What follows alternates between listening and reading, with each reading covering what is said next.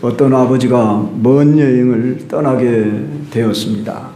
떠나기 바로 전에 4살 된 아들에게 나 멀리 떠나게 됐단다 아들아. 그러니까 아빠 언제 돌아와 이렇게 물었어요. 그러자 아빠는 어린 아들에게 자세히 말해봐야 알지를 못할 것 같아서, 얘야 저기 나뭇잎이 보이지? 저기 나뭇잎이 물들고 떨어질 때면 내가 그때 온단다 이렇게 하고 떠났습니다. 이 어린아이는 아빠가 없는 사이에 보모의 손을 잡고 산보를 다니며 이제 하루하루를 보냅니다. 어느덧 10월이 되었습니다. 이 어린아이는 세월 가는 것은 알지 못하지만 나뭇잎들이 단풍으로 물들어가고 저 나뭇잎이 떨어지면 우리 아빠가 오신다 해서 어느 날 밤에 이제 큰 바람이 불고 이제 그 나뭇잎이 많이 떨어졌습니다. 아침에 일어나서 보니까 나뭇잎이 떨어지는 것을 보고 이 아이는 반가워하면서 이제 밖으로 뛰어 나갔습니다. 부모가 깜짝 놀래서 이제 아이를 잡으러 가려고 하니까 아이가 낙엽을 보며 야 신난다, 우리 아빠가 곧 오실 거야, 오시는 거야 하며 이 꼬마아이는 좋아했습니다. 잠언 8장 34절 보면 누구든지 내게 들으며 날마다 내 문 곁에서 기다리며 문설주 옆에서 기다린 자는 복이 있다, 이런 말씀이 있습니다. 사랑하는 성도 여러분, 오늘이 대강절이라, 그러니까 성탄절이 시작되는 12월 첫 주부터를 대강절이라 이렇게 일컫는답니다. 이 절기에 가장 많이 언급되는 말이 무엇일까 생각해 보니 하나님의 약속과 사람들의 기다림입니다.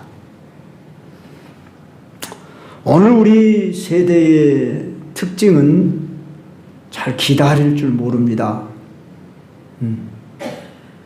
기다리는 것을 지루해하고 싫어하죠. 그저 순간적인 찰나적인 그런 걸 즐기는 걸 좋아합니다. 그러나 성경 속에 하나님은 약속을 해놓으시고 많이 기다리게 했습니다. 오늘 또 주일학생들한테 제가 이렇게 설교를 하면서 아브라함은 75세에 부름을 받았는데 네 자녀를 아브라함아 저 무뼈를 셀 수 있는가 보아라. 네 자녀를 저 별들과 같이 많게 해주리라. 바다의 모래같이 많게 해주리라. 그랬는데 100세 겨우 약속한 자녀 이삭을 얻었어요. 이삭은 40세 장가를 갖고 60세에서 쌍둥이 에서와 야곱을 보았어요. 하나님의 사람들이 그것뿐만이 아닙니다. 자식뿐만이 아니라 땅을 약속해 주기를 이 가나안 땅을 네게 주리라 했지만 아브라함도 이삭도 야곱도 겨우 자기들이 살만한, 먹고 살만한 그 땅, 물론 겁으로 살았지만 약속한 그 땅을 이루지 못했습니다. 그래서 히브리서 11장에 믿음의 사람들은 멀리서 바라보고 환영하며 외국인과 나그네라 일컬음을 받으면서 그 약속을 받았을 때 약속의 성취를 다 이루어지지 못했지만 믿음으로 본향을 향하는 그런 사람들이었더라 이렇게 소개합니다. 우리는 이미 오신 예수 그리스도 2000년 전에 오셨다고 하는 사실을 우리는 역사 속에서 실제로 믿고 알고, 이 성경은 4500년 전에 기록된 책입니다. 구약이 모세가 성경을 기록했다고 우리 예수님도 증언한 바 있듯이 그는 지금으로부터 4500년 전에, 그리고 우리 예수님이 2024년 전에 이 세상에 태어나셨어요. 그렇기 때문에 우리는 볼 수도 없지만 이것은 역사적인 사실인 것이 모든 인류 가운데 증거된 바대로, 자, 아브라함 시대 이전에 붙어서 얼마나 역사가 되었는지는 모르지만은 예수님이 이 세상에 오시기까지 그 구약의 하나님의 백성들, 우리는 일명 선민이라 일컫는 이스라엘 땅 가운데 오신 예수 그리스도를 여러 선지자 또한 하나님의 신실한 사람들, 왕이나 제사장들을 통해서 약속하신 것이 인류 역사 가운데 실제로 이루어졌고, 예수님이 다시 오신다 하시며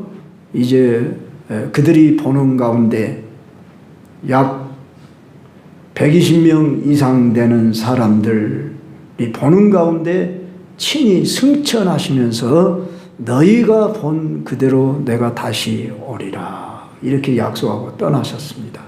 그렇기 때문에 우리는 이제 이미 오신 예수 그리스도를 우리는 바라보며, 그러니까 맞이하면서, 그리고 다시 오마 약속하신 이 예수님, 재림 예수를 기다리며 준비하는 세대에 살아가고 있는 사람들입니다. 그래서 우리는 이 성탄절을 기다리는 것은 날짜로 24일 뒤면 오는 것이지요. 우리가 그저 성탄절 기다리자는 거 아닙니다.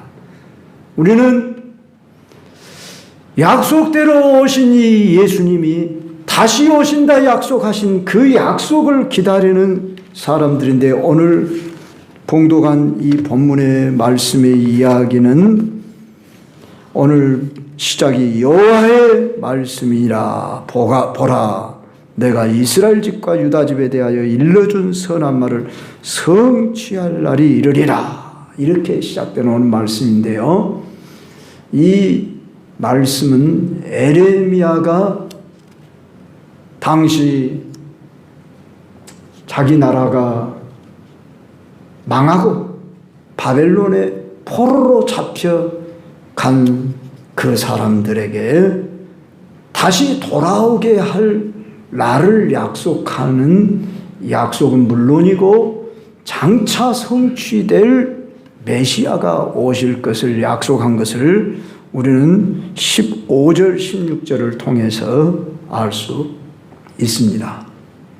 여기 이스라엘 집과 유다 집에 대하여 일러준 선한 말이란 바로 1차적으로는 저 바벨론 포로에서 돌아와 제사장직을 다시 회복해 줄 것이다. 17절 이하에 보면은 그리고 제사를 회복할 것이다 하는 이런 약속일 뿐만 아니라 바로 이 말씀은 아브라함에게, 다윗에게 약속한 이 메시아가 오리라 하는 이 약속입니다. 그래서 15절에 보면 그날 그때에 이렇게 말씀하고 있죠. 그날 그때란 언제를 가리킬까요? 그것은 메시아가 올 것을 약속하는 말씀입니다. 그런데 내가 다윗에게서 한 공의로운 가지가 나게 하겠다. 다윗은 훨씬 앞선 시대에 이미 죽었습니다.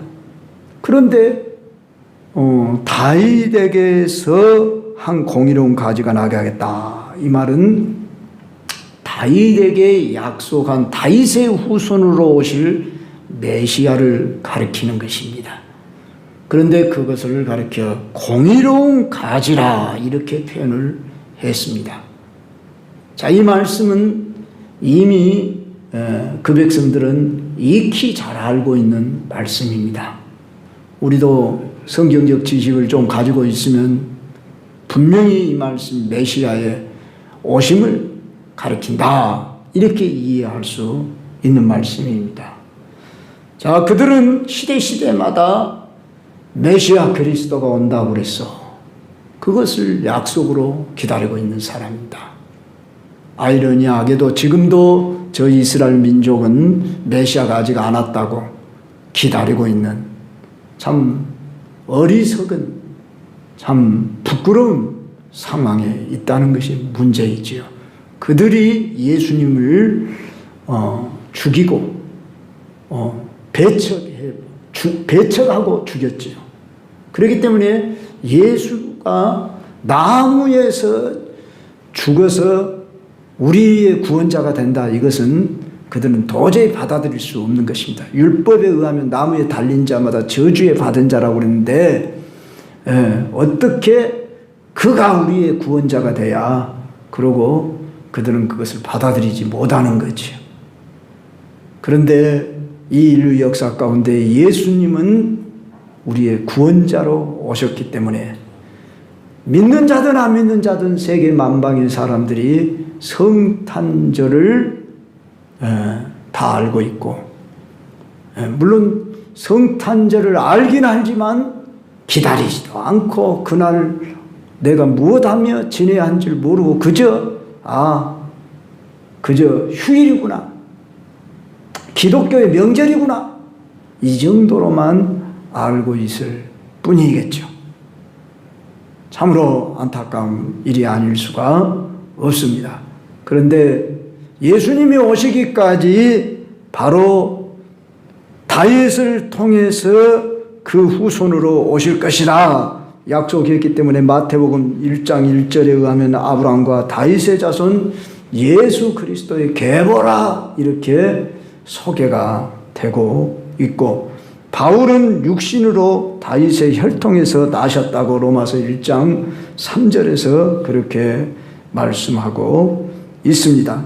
그러나 단순히 예수님은 육신적 의미로 국한하여 이해할 수 없습니다. 왜냐하면 우리 예수님은 성령으로 잉태하여 처녀의 몸에서 탄생했기 때문에 이사야 7장 14절에 그러므로 주께서 친히 징조를 너희에게 주실 것이라. 보라, 처녀가 잉태하여 아들을 낳을 것이요 그의 이름을 임마누엘이라 하리라. 이렇게 이사야서에 예언한 말씀대로 이 땅에 예수님은 오셨기 때문입니다. 그래서 에레미야는 본문 15절에서 그날 그때 내가 다윗에게서 한 공의로운 가지가 나게 하겠다. 그리고 이 땅에 정의와 공의를 실행할 것이라 했을 때 이 정의와 공의는 하나님의 성품 속성인데 바로 예수님이 오심으로 이 세상에 무엇이 참 진리이고 공의인가를 십자가의 죽음과 부활을 통해서 성취하셨습니다. 예수님이 오셔가지고 죽었다 3일 만에 부활했다, 40일 동안 계시다, 하늘로 승천했다, 그리고 교회가 탄생했다, 아무 일도 일어나지 않은 무슨 하나의 종교에 지나지 않는 모습으로 보이는지 모르지만 기독교 2000년의 역사 속에 이 기독교라고 하는 종교는 누구가 만들어내자 해가지고 시작한 종교가 아닙니다. 예수님 12 제자들까지도 예수님이 죽으시고 부활하리라 수없이 약속을 했지만 죽는 것도 싫어했고 부활할 것도 믿지를 못했습니다. 그런데 우리 예수님 십자가에 비참하게 죽는 것 같았지만 우리의 죄값을 위한 죽으심이요, 그분은 약속대로 부활하셨습니다. 그리고 40일 동안이나 자기의 몸을 친히 보이셨고 그들이 보는 가운데 하늘로 승천했습니다. 그걸로 끝나버렸습니까? 우리 예수님이 하늘로 승천하시면서 너희가 몇 날이 못되어 성령을 받으리니 예루살렘을 떠나지 말고 아버지에게서 약속한 그 성령을 받으리라. 그래서 그들은 마가의 다락방에 모였습니다. 기도하는 중에 아버지의 약속하신 성령이라고 했습니다. 그래서 기다리는 내 오순절날 예수님이 승천하신 지 열흘째 되는 날에 드디어 성령님이 강림을 했습니다. 놀라운 역사가 일어났습니다. 각 사람 위에 성령이 임하였고 그들은 참 기쁨이 충만했고 두려움이 사라졌고 그래서 베드로가 무사람들에게 설교를 할 수 있었고 성령 받은 그들이 담대히 나아가 복음을 전함으로 오늘의 교회에 이르게 된 겁니다. 성도 여러분, 교회는 사람들이 어느 인위적인 목적을 가지고 만든 것이 아니라 하나님께서 예수 그리스도의 죽음과 부활과 승천으로 말미암고 성령 보내심으로 하나님이 시작하신 일입니다. 이 교회를 통해서 하나님의 나라를 이루어 가고 이제 인류의 종말은 예수님의 재림으로 맞춰지게 되는데 이 종말을 향하여 가고 있는 시대에 우리는 살고 있습니다. 그러므로 우리가 기다리며 소망을 품어야 할 일은 다시 오마 약속하신 예수님입니다. 그래서 우리는 눈에 보이지 않고 손에 잡히는 거 없고 귀에 들리는 거 없을지라도 하나님의 약속의 말씀을 믿는 자들, 이미 많은 사람들의 간증 속에 역사가 증거하는 가운데 이 기독교 2000년의 역사 속에 바로 많은 핍박, 박해, 순교, 고난 속에서 핀 꽃이 바로 기독교 십자가의 종교입니다. 성도 여러분, 우리는 결코 외롭지 않습니다. 우리 한국만 해도 그래도 이렇게 참 믿는 성도들이 고개만 좀 들어도 십자가가 보여지고 교회가 보여져서 얼마나 감사한지요. 우리 한국 교회가 140년밖에 안 됐습니다. 그 이전에는 정말 암담했습니다. 우리 강주 땅만 해도 참 선교사님들이 와서 병원 짓고 학교 짓고 그렇게 하면서 문둥 환자들, 결핵 환자들, 우리 잘 알지요. 기독병원을 그때는 제중병원이라고 했습니다.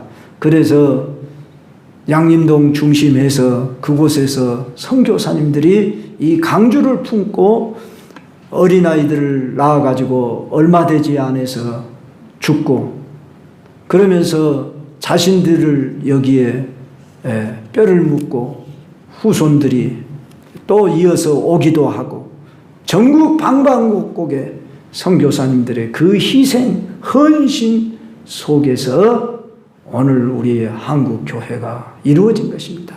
6.25 동란 때는 또 얼마나 참 우리가 고난을 많이 겪었습니까? 그럴 때 저 미국에서 원조를 했는데 이번에 제가 이렇게 어떤 분이 우리 누가 보냈는가 제가 아는 우리 교수님이 보내신 것 같아요. 그랬죠? 안 보내셨던가? 누가 보냈는가 모르겠다. 이렇게 보내와서 제가 보니까 제가 아는 친구가 보내왔구만요. 그런데 그 내용에 의하면은 우리 한국의 소나 돼지나 염소나 이런 것을 3,200마리나 배에다 싣고 2달 동안이나 배에 싣고 오는 과정이 얼마나 힘들었겠습니까? 우리 한국의 굶주린 사람들을 먹이려고. 그런데 그 배에서 오물이, 그 배설물이 얼마나 나, 그걸 치우고 그 먹이를 3,200마리나 되는 그 먹이를 주면서 2달 동안이나 걸려서 우리 한국에 도착을 해서 이렇게 우리 한국의 그 전후 참 고아들, 가난한 우리 한국을 먹여 살리는 일을 했다. 어찌 이뿐입니까? 참 우리는 미국 사람들의 도움을 외면하면 안 됩니다. 잊으면 안 됩니다. 그들의 사랑을 잊지 말아야 합니다. 저 어렸을 때도 미국 사람들의 여러 많은 참 원조품, 구호품 혜택 안 받은 사람이 거의 없을 정도였습니다. 그런데 우리 한국 땅에 이마나 큰 복을 내리시고 이제 기독교가 활성화되고 교회가 왕성을 갖지만 어느덧 지금은 교회가 정체 상태 내지는 침체 상태로 가고 있다는 것이 안타깝지만 우리는 소망 중에 있습니다. 아직도 우리는 저 북한 동포들을 바라볼 때에 참 심히 아픈 마음입니다. 오늘 젊은 세대들은 통일을 원하지 않는다 그러죠. 왜 우리가 저들에게 주어야 하냐고. 그 통일을 싫어한다고 합니다. 그러나 저 북한 사람들을 우리는 동족으로 생각해야 되고 저들이 원하지 않는 가운데 사상 때문에 이념 때문에 잘못된 그 통치자 때문에 저들은 고난 속에 있는데 우리가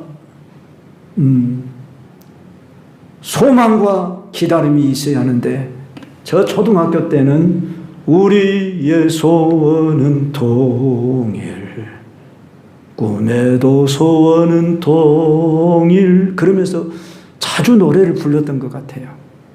근데 요사이는 통일에 대한 꿈을 싫어하고 그러는 사람들도 많습니다.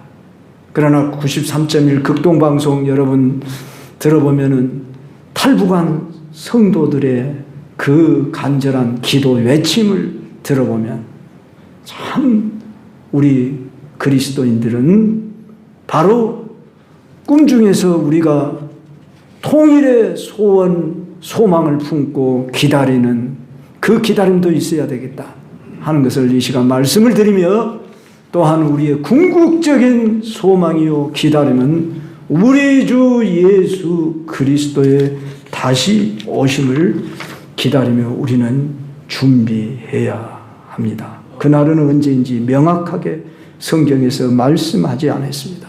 그러나 그 약속은 반드시 성취될 날이 올 것입니다.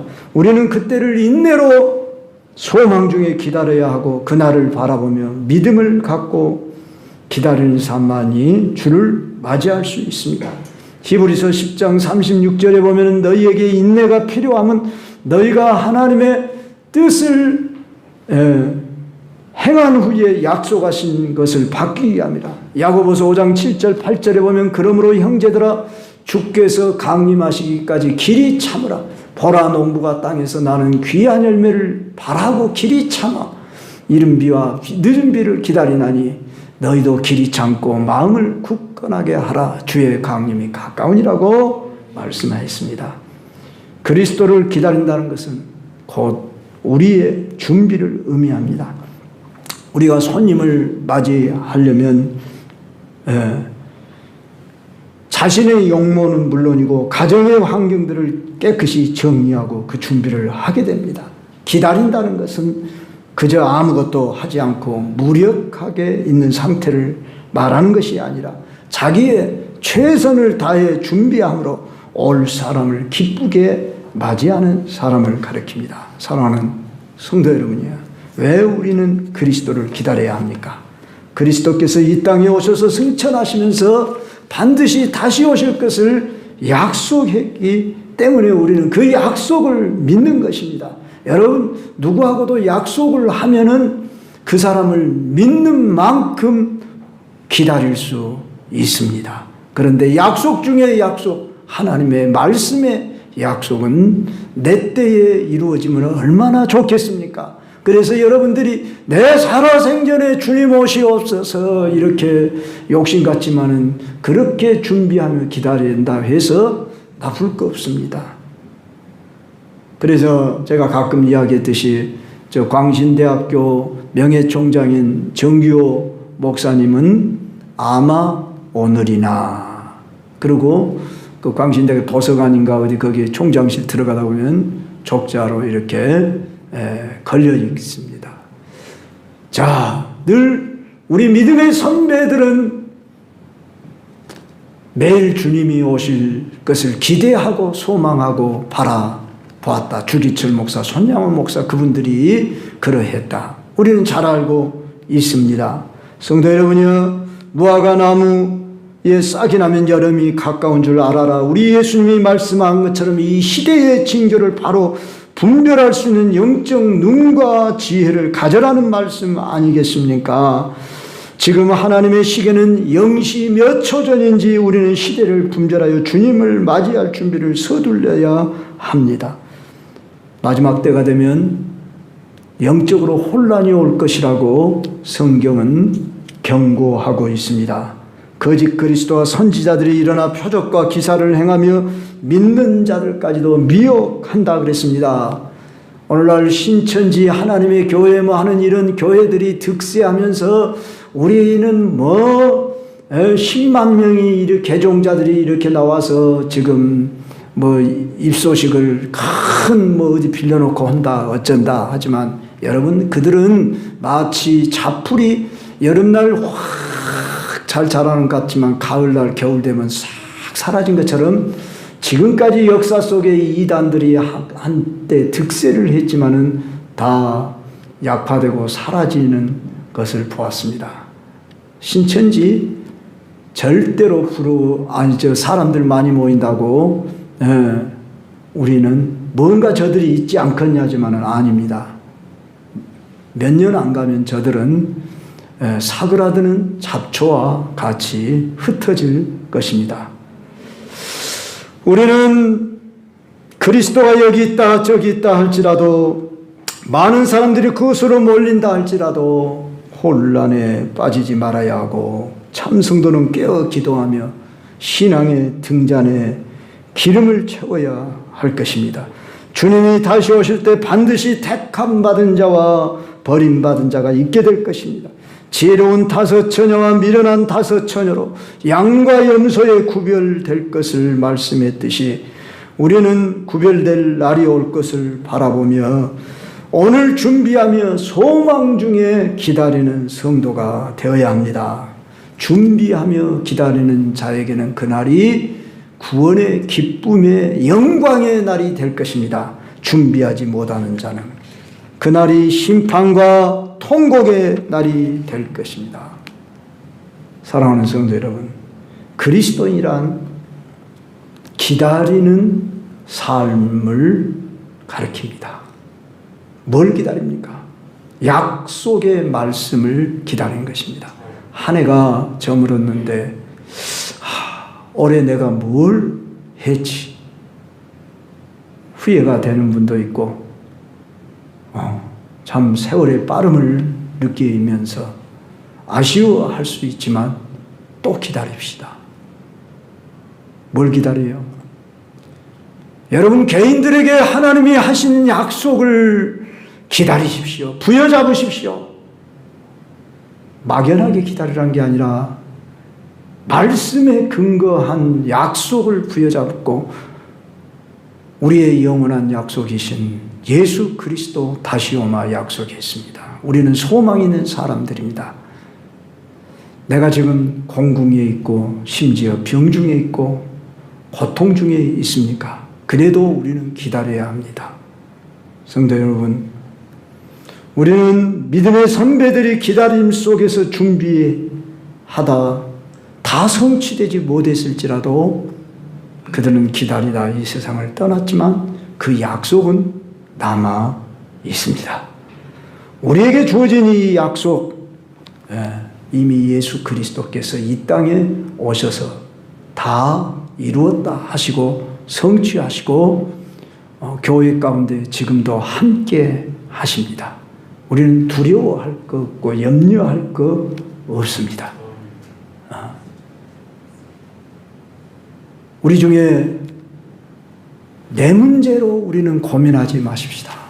그래서 나의 모든 것을 다 주님 앞에 맡겨드리면 참 평강이 찾아옵니다. 아무것도 염려하지 말고 오직 모든 일에 기도와 간구로 너희 구할 것을 감사함으로 아뢰라. 그리하면 모든 지각에 뛰어나신 하나님의 평강이 그리스도 예수 안에서 너희 마음과 생각을 지켜 주시리라 약속했습니다. 우리는 이러한 약속의 소망 부여잡고 기다리며 오늘 또